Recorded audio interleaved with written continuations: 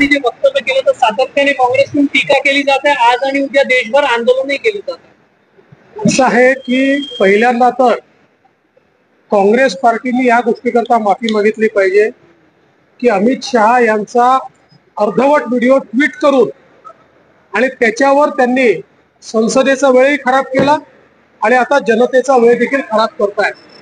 खरं म्हणजे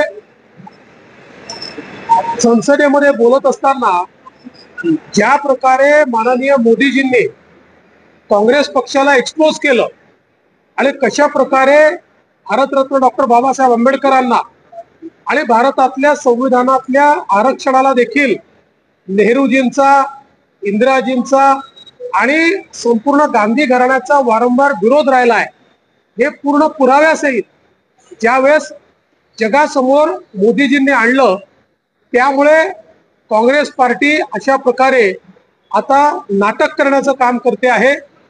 खरं म्हणजे याच काँग्रेस पार्टीने कधीही भारतरत्न डॉक्टर बाबासाहेब आंबेडकरांना निवडून येऊ दिलं नाही, जाणीवपूर्वक त्यांना पाडलं। आणि एवढंच नाही तर अगदी भारतरत्न डॉक्टर बाबासाहेब आंबेडकरांचं ज्या ठिकाणी महापरिनिर्वाण झालं त्या इंदू मिल, तिथे इंदू मिलच्या जागेवर स्मारक व्हावं याकरता इतके वर्ष आंदोलन करावी लागली, पण सुईच्या टोका एवढी जमीन देखील काँग्रेसच्या सरकारने दिली नाही। पण मोदीजी प्रधानमंत्री झाल्यानंतर आणि मी मुख्यमंत्री झाल्यावर त्यांच्याकडे गेलो, 3 दिवसामध्ये 2000 कोटी रुपयाची जमीन ही राज्य सरकारला दिली आणि आता त्या ठिकाणी स्मारक होत आहे। लंडन मध्ये ज्या ठिकाणी बाबासाहेब शिकले त्या ठिकाणी ते घर लिलावात निघालं होतं। काँग्रेसच्या सरकारकडे अनेक संघटनांनी मागणी केली की हे घर लिलावात जाऊ देऊ नका, त्यांनी लक्ष दिलं नाही। पुन्हा आमचं सरकार आल्यानंतर ते घर आम्ही घेतलं।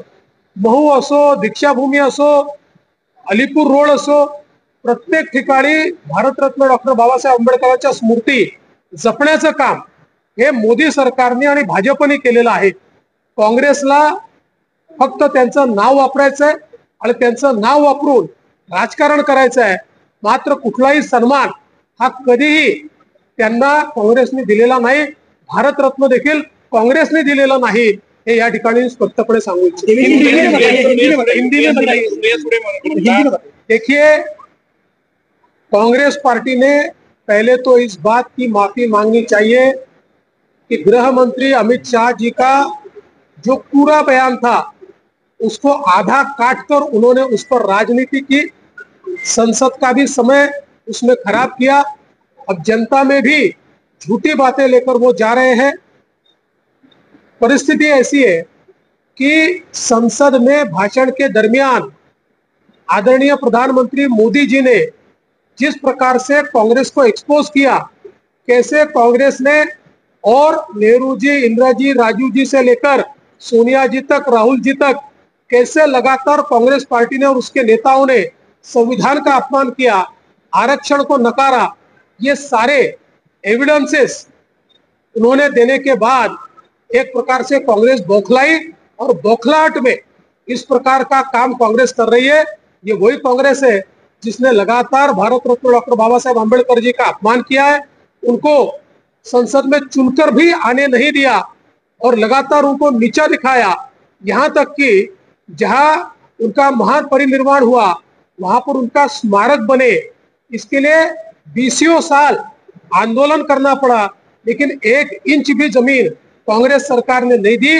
लेकिन मोदी जी की सरकार आने के बाद मात्र 3 दिन में 2000 करोड़ रुपए की जगह भारत रत्न डॉक्टर बाबा साहेब आंबेडकर जी के स्मारक के लिए मोदी जी ने दी। चाहे वो महू हो, चाहे दीक्षाभूमि हो, चाहे अलीपुर रोड हो, हर जगह जो डॉक्टर बाबा साहेब आंबेडकर जी की स्मृतियां हैं उनको संजोने का काम ये भारतीय जनता पार्टी ने, नरेंद्र मोदी जी ने किया है। और लंदन में जहां पर डॉक्टर बाबा साहेब आंबेडकर पढ़े, वो घर एक प्रकार से लीलाव में जा रहा था और लगातार सारे के सारे आंबेडकर जी के अनुयायी ये कह रहे थे कि इसको सरकार ने खरीद लेना चाहिए, लेकिन कांग्रेस सरकार ने उसको सिरे से नकार दिया। हमारी सरकार आई तो हमने जाकर उस घर को खरीदा और वहां पर एक प्रकार से उनकी स्मृतियों को जागरूक करने के लिए कई स्मृति चित्र वहां पर लगाकर एक उसको म्यूजियम में बदलने का काम हमने किया है। तो अगर आप देखें तो कांग्रेस का इतिहास ये बाबा साहब को नकारने का इतिहास है, उनका अपमान करने का इतिहास है, और बीजेपी का इतिहास ये संविधान के साथ और भारत रत्न डॉक्टर बाबा साहेब आंबेडकर जी के साथ रहने का हमारा इतिहास। सुप्रियाताईंनी म्हटले की महाराष्ट्रात भीती वाटते राहायला बीड आणि परभणीच्या घटनांमुळे। मला असं वाटतं की महाराष्ट्र हा देशातल्या कुठल्याही राज्यापेक्षा सेफ राज्य आहे। खरं म्हणजे प्रत्येक घटनेचं इतकं राजकीयकरण हे शोभत नाही। त्यांना केवळ राजकारण करायचं आहे, त्यांना जाती जातीमध्ये विद्वेष तयार करायचे, तेवढंच त्यांचं काम। उद्धव ठाकरे यांनी 8,500 गावांपैकी 6,150 गावांची अंतिम जी आणेवारी आली आहे ती ओल्या दुष्काळाच्या दृष्टीने मागणी होत आहे। असं आहे की आपल्या इथे स्टँडिंग आदेश आहे, त्यामुळे जी काही त्या ठिकाणी आणेवारी आली असेल त्या अंतिम आणेवारीच्या आधारावर आपल्या स्टँडिंग आदेशाप्रमाणे पुढची कामं होतात।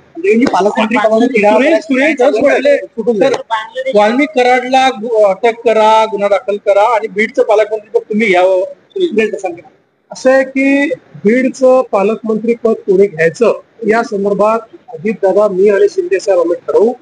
त्या संदर्भात ते कोणी घ्यावं, कोणाला द्यावं हे आम्ही ठरवू, पण बीड मध्ये कोणाचीही दादागिरी आम्ही चालू येणार नाही। उद्धव ठाकरे